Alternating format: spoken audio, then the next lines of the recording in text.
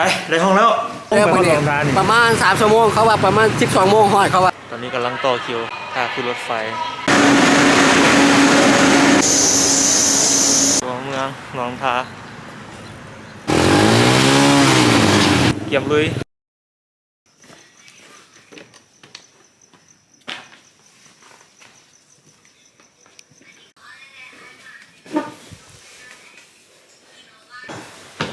ไปได้ห้องแล้วเสียงดังไรเดี๋ยวนอนหมดแล้วโอ้ยเคยเสียนอน1 โมง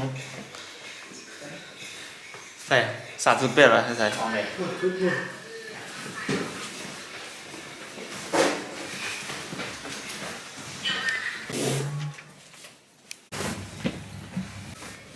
นอนนี่เลยมือแรง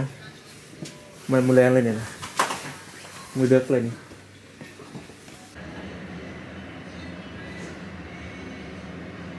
เมื่อคืนเอานอนอยู่หลวงพระบางเนาะเดี๋ยวที่ช่วงห้องได้ก็ประมาณ1 โมงกลางคืนนอนหลับมาดีเมื่อคืนเนี่ยแต่วันนี้เราที่ออกเดินทางไปคิวไปสถานีรถไฟเพราะว่าเราจองปีไว้แล้วจองปีจากหลวงพระบางไปหาหลวงทาน่าจะใช้เวลาบ่ดนเนาะจากหลวงพระบางไปฮอดหลวงทาขี่รถไฟไป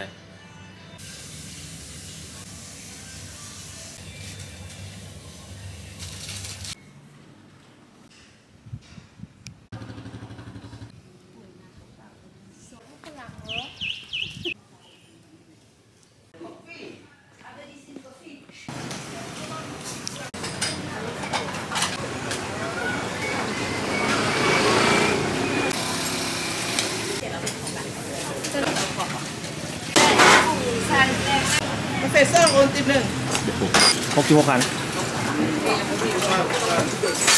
ตอนนี้เรากำลังจะไปขึ้นรถไฟเนาะขึ้นรถไฟฟ้าไปต่อไปที่รถลำพาเดี๋ยวเจอกันที่รถลำพาเด้อประมาณ3 ชั่วโมงเขาว่าประมาณ12 โมงฮอดเขาว่าเสีย2 โมงสวยฮอดเนาะเจอกันเดี๋ยวไปเจอกันอยู่รอท้าบ๊ายบายก่อนรอมาบาง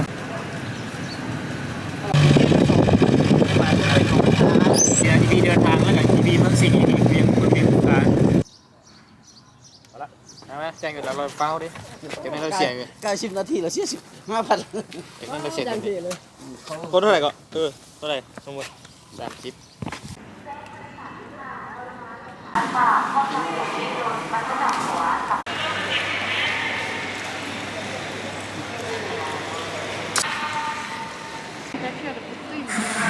ตอนนี้กำลังต่อคิวค่าขึ้นรถไฟไปหลวงลำพาแล้วอยู่สถานีรถไฟหลวงพระบางคนก็หลายพอสมควรไปเจอกันที่หลวงลำพาแล้ววันนี้จะไหนก็ต้องฮอดหลวงลำพามันไปตีป้อมหลวงลำพาให้แตกมาเนี่ยไปสบายดีเจอกันหลวงลำพาเจ้าเจอกันหลวงลำพา Let's go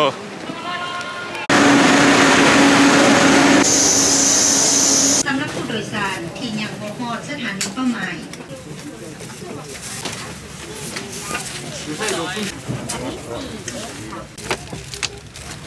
นี่คือบรรยากาศอยู่ภายในรถไฟเขาขึ้นมานั่งก็นั่งให้บริการรถแล้วเขาก็จองให้เราทานเน้นใส่สำหรับผู้โดยสารตอนนี้เขาลงมาฮอดสถานีรถไฟหลวงลำพาเลยครับไปซอกเซารถหลวงลำพาซอกเซารถจักร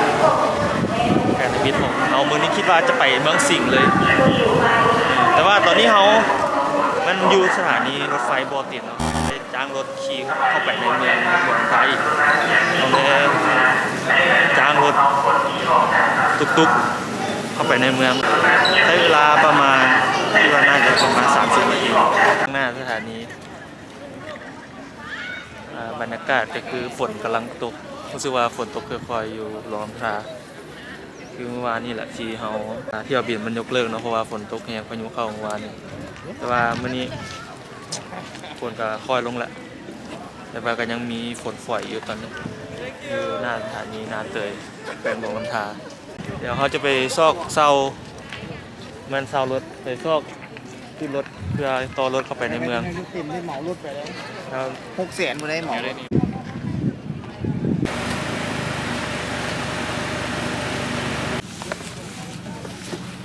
บุญญาคาอยู่พี่ยวนอะไรนี่ยืนทางไปเมืองสิงห์ อันนี้อยู่ในแบบนี้แต่โฮมสเตย์อยู่ในแบบนอนในประชาชน นอนกลางเต็นท์นอนในช่วงผู้แล้วจอด นี่เอารุ่นนี้บ่ดิปลาขาว สอกบนรถดีได้5รุ่นนะ มาฮอดเลยเนาะแขวงหลวงน้ำทาอยู่เทศบาล ตอนนี้กำลังย่างซอกหาบอลเสารถจักร351เลยเนาะแต่ว่าราคามันค่อนข้างแพงก็เลยมาเลาะถามหลายๆร้านโดยเทียบราคาเพราะว่าเบิดงบประมาณหลายแล้วเซฟคอร์สก่อนช่วงนี้ก่อนตัวใดพอประหยัดได้ก็ประหยัดนี่คือวิวตัวเมืองหลวงน้ำทา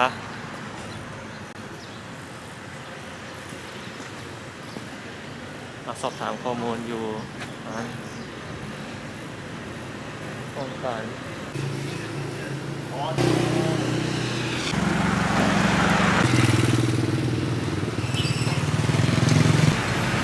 อันนี้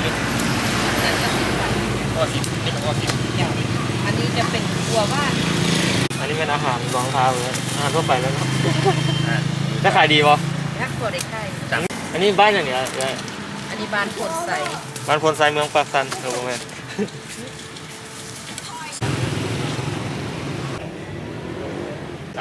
รุดบอสออกอันนี้ด้วย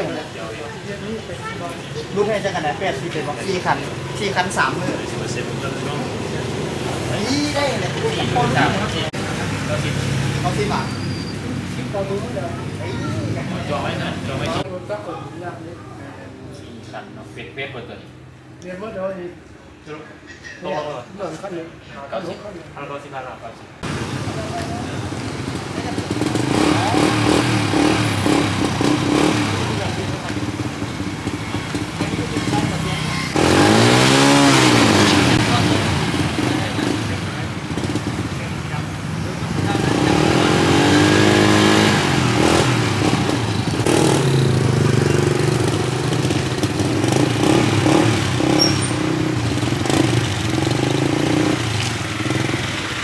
ตอนนี้อุปกรณ์รถจอกรถจักรอย่างกับครบหมดแล้วเนาะเกียมลุยขึ้นไปเมืองสิงห์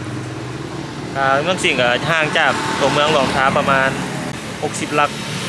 ก็หมูรอสภาพเส้นทางที่เป็นจังไดมื้อนี้ก็เมื่อวานนี่ก็ฝนตกแห้งอีกคือเข้าไปขั้นเป็นไปได้เขาก็จะไปซอกนอนอยู่บนโฮมสเตย์เผาราคาเมียงเนาะแต่ว่าต้องเบิ่งตัวจริงว่าเขาสิเจออย่างข้างหน้าผู้แผนเขาเปลี่ยนได้ตลอดพร้อมเนาะเดี๋ยวเข้าไปลุยกันเลย